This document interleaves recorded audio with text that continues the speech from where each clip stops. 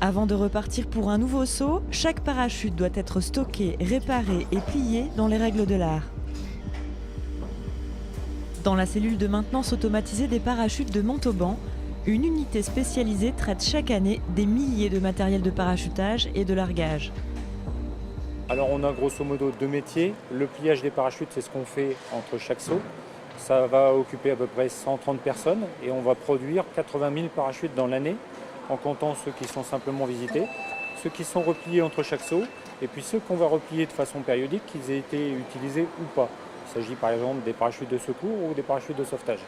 Quant à la réparation, l'ensemble des réparations faites sur tous les parachutes et les matériels associés, ça représente 100 000 heures de réparation, et ça va également occuper 130 opérateurs spécialisés dans la réparation, principalement des textiles. Dans les 14 000 mètres carrés de bâtiments, le rythme est soutenu à chaque poste de travail. Chez les plieurs, chaque opérateur plie en moyenne 24 parachutes par jour, un tous les quarts d'heure.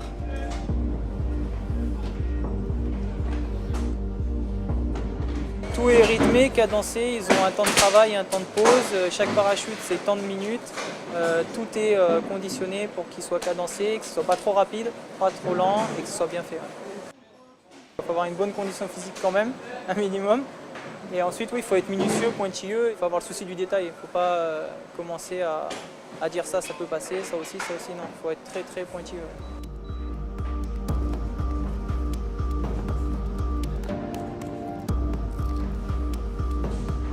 Au rez-de-chaussée, l'unité de réparation est le repère des couturières.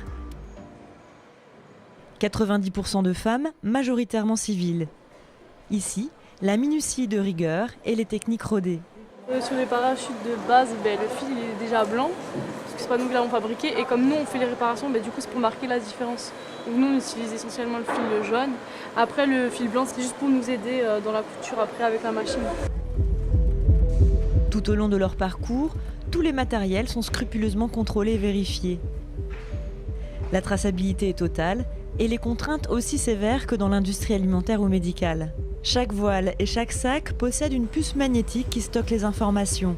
Nombre de sauts réalisés, âge de la voile, nom des plieurs ou des réparateurs.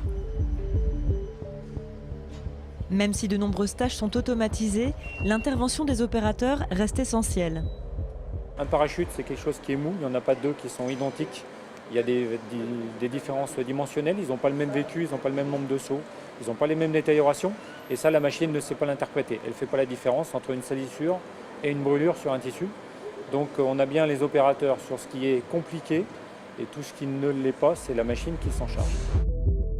Depuis son ouverture il y a 10 ans, la cellule de maintenance n'a enregistré aucun incident majeur.